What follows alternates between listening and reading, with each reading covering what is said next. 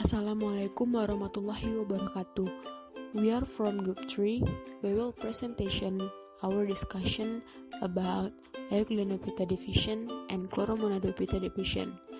The member of Group 3 is Fadila, Rafia, Anissa Rianti, and Muhammad Fadil Akbar.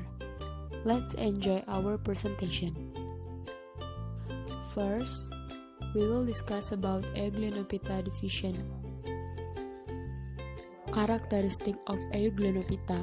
Yang pertama adalah kromatofornya berwarna hijau daun yang mengandung klorofil A, B, karoten, xanthofil, dan neosantin serta astaxanthin. Pada beberapa genera, protoplasmanya tidak berwarna sehingga bersifat heterotrof atau tidak dapat menghasilkan makanannya sendiri. Yang kedua, dinding selnya tidak terbuat dari selulosa, tapi membran selnya yang tipis tersusun oleh lapisan protein yang berbentuk spiral. Yang ketiga, cadangan makanannya berupa paramilum. Paramilum adalah bentuk perantara dari polisakarida. Yang keempat, termasuk alga motil yang memiliki 2-3 flagel. Umumnya memiliki 2 flagel dengan tipe pantonematik atau tipe cambuk. Flagelanya muncul dari suatu celah, kanal atau reservoir atau disebut juga dengan gulet. Jenis yang tidak memiliki motil hidup berkoloni palmeloid atau dendritik. Selanjutnya, ciri-ciri kelima dari Euglenophyta. Euglenophyta merupakan uniselular. Bagian anterior dari sel membentuk sitosom, sedangkan bagian bawah adalah tenggorokan. Beberapa tipe dari Euglenophyta memiliki vakuola kontraktil yang berguna untuk pengaturan tekanan osmotik atau osmoregulasi. Yang ketujuh, grup yang dapat berfotosintesis disebut fototropik, sedangkan yang tidak dapat berfotosintesis disebut osmotropik, yang makan melalui difusi. Grup ketiga disebut pagotropik, yang makan dengan cara menangkap makanan. Yang kedelapan, memiliki stigma atau eye spot pada sepertiga bagian anterior selnya, yang berfungsi untuk merespon terhadap arah rangsangan cahaya. Next slide, we will show you about features of Euglenophyta. We can see that Euglenophyta has many structure versus flagellum yang berfungsi sebagai alat gerak, fotoreseptor, stigma atau eye spot, vakuola kontraktil yang berfungsi sebagai pengatur tekanan osmotik, kloroplas, mitokondria, nukleus, nukleolus, penyimpanan karbohidrat, retikulum endoplasma, serta badan Golgi. Next slide, we will explain about movement of Euglenophyta. Pergerakan dari Euglenophyta berhubungan dengan intensitas cahaya dan arahnya. Stigma yang merupakan fotoreseptor akan merespon cahaya dan mengeluarkannya atau menyalurkannya pada flagellar swelling. Flagellar swelling akan mengatur arah serta kecepatan saat bergerak atau berenang dari Euglenophyta sendiri. Euglenophyta merupakan organisme yang bersel tunggal dengan susunan sel eukariota. Selnya tidak dibungkus oleh dinding selulosa, melainkan oleh parikel berprotein yang berada di dalam plasmelama.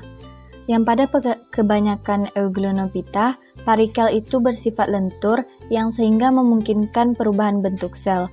Akan tetapi, pada beberapa jenis, parikel ini kaku yang sehingga sel memiliki bentuk yang tetap. Pada dasarnya, Euglenophyta memiliki 2 flagel tipe cambuk yang berjumbai dengan tonjolan lateral yang berupa bulu yang terletak pada satu barisan sepanjang flagel. Tubuh Euglenophyta terlindung oleh selaput pelikel yang sehingga bentuk tubuhnya tetap. Yang sebelah dalam selaput pelikel terdapat sitoplasma. Yang di dalam sitoplasmanya terdapat berbagai organel seperti plastida, kloroplas, nukleus, vakuola kontraktil, dan vakuola non-kontraktil. Euglonapita berkembang biak secara vegetatif, yakni dengan pembelahan biner yang secara membujur. Pembelahan ini dimulai dengan membelahnya nukleus menjadi dua. Selanjutnya, flagel dan sitoplasma serta selaput sel juga terbagi menjadi dua. Akhirnya terbentuklah dua sel euglena baru. Euglonapita bereproduksi dengan melakukan pembelahan biner, yakni satu pembelahan sederhana sebuah organisme utuh menjadi dua bagian yang sama yang lalu tumbuh dan membentuk individu baru. Pembelahan sel dapat terjadi juga ketika sel bergerak, yang merupakan pembelahan longitudinal dan dimulai pada ujung anterior. Untuk waktu yang lama diperkirakan bahwa spesies Euglonoid flagellata tidak memiliki reproduksi secara seksual, namun studi terbaru menunjukkan bahwa banyak dari mereka menyajikan beberapa jenis meiosis sepanjang siklus hidup mereka, meskipun laporan tersebut tidak terlalu jelas. Adapun beberapa Euglonoid pernah ditemui melakukan autogami atau penggabungan dua anakan dalam sel yang pernah dijumpai pada Pakus. Secara umum, Euglena sp membelah secara longitudinal selama hidup sebagai plankton. Euglonapita tersebar secara luas, terdapat di air tawar, air payau, air laut, dan pada tanah lembab dan lumpur. Mereka selalu melimpah dan kadang membuat blooming air di kolom, tangki, dan di genangan air, terutama yang memiliki kakses ternak. Terdapat 800 spesies dari Euglonapita termasuk Chlorophyllaeus dan spesies yang berwarna yang telah diketahui. Euglonapita juga banyak ditemukan di parit-parit peternakan yang mengandung kotoran hewan. Euglonapita dapat hidup sebagai organisme fotoautotrof ataupun organisme heterotrof. Euglena hidup sebagai organisme fotoautotrof melalui fotosintesis. Namun bila keadaan kurang mendukung, misalnya tidak ada cahaya matahari, maka Euglonapita dapat juga hidup sebagai organisme heterotrof, yaitu dengan memakan sisa-sisa bahan organik. Berdasarkan flagellata, Euglonapita dibagi menjadi 3 orde. Yang pertama yaitu Euglenoiles, yang kedua yaitu Eutreptiales, yang ketiga Heteronematales. Yang pertama yaitu Euglenoiales, memiliki 2 flagella di anterior, umumnya satu pendek ditemukan di dalam kerongkongan dan yang lainnya muncul keluar dengan tipe pantenematik. Selnya soliter atau tidak berkoloni, umumnya memiliki kloroplas, tetapi marga tertentu tidak memiliki flagella atau hidup sebagai saprofit atau parasit. Contohnya dari orde ini Euglena, Pakus, Leposinlis, dan Trachelomonas. Famili Euglonaceae. Yang pertama ada Euglena, yaitu punya 2 flagella, spot and streak atau ornamen pada permukaan selnya. Yang kedua ada Trachelomonas, yaitu sel terbungkus dalam sheet yang tebal atau lorica. Yang ketiga itu ada Pakus, yaitu sel pada bagian posterior terjadi pempanjangan atau spina posterior.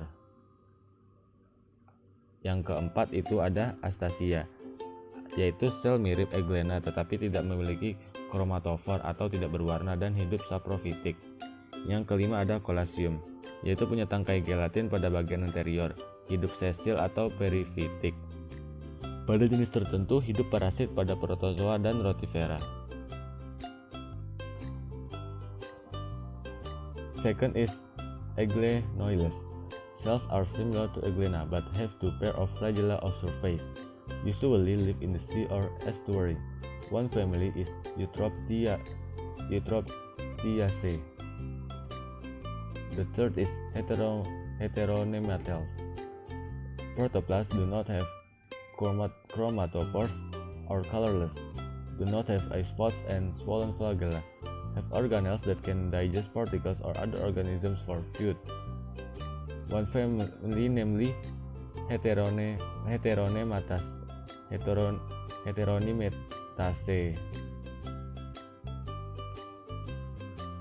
And the next is Chloromonadophyta. The Rapidiophytes, also called the chloromonads, make up a small group of photosynthetic motile unicellular organisms. They are relatively large and sluggish members of protist communities associated with rooting vegetation in fresh water. Characteristic of Chloromonadophyta. All Rapidiophytes are unicellular, with large cell 50 to 100 micrometer. They have no cell walls. They have two flagella, posterior plus recurrent, and anterior thin cell with two rows of thick mestigoniums. Rapidiophytes possess a pair of flagella, organis, such that both originate from the same invegetation, or jalad. One flagellum points forward and is covered in hair-like mestigoniums, while the other points backwards across the cell surface, lying within a ventral groove. Rapidiophytes contain numerous ellipsoid chloroplasts, which contain chlorophylls A, C1, and C2. The Chloromonadophyta. They also make use of accessory pigments including B-carotene and diadenexotin. Unlike other heterocontophytes, Rapidiophytes do not possess the photoreceptive organelle or eye spot typical of this group. Basal bodies. They have basal bodies perpendicular with rhizoplasts. Cell covering. They have cell-naked chloroplasts. They have numerous yellow-green chloroplasts with chlorophylls A and C. Also B-carotene, fucoxanthin, and other xanthophylls with no eye spot. The ecology of Chloromonadophyta. Rapidiophytes occur as photosynthetic autotrophs across a range of aquatic systems. Freshwater species are more common in acidic waters, such as pools in bogs. Marine species often produce large blooms in summer, particularly in coastal waters. Off the Japanese coast, the resulting red tides often cause disruption to fish farms, although Rapidiophytes are not usually responsible for toxic bloom. The position in classification. The position of this group varied in formal classification. Some protologists treated the chloromonads as an order within the Phytophagellates. Some phycologists classified them with the Xanthophyceae and the Astigmatophyceae in the division Xanthophyta. Others considered them as related to be Chrysophyceae, Dinophyceae, or Cryptophyceae. That's all from Group 3. I hope this can provide useful knowledge for every one of us. Thank you.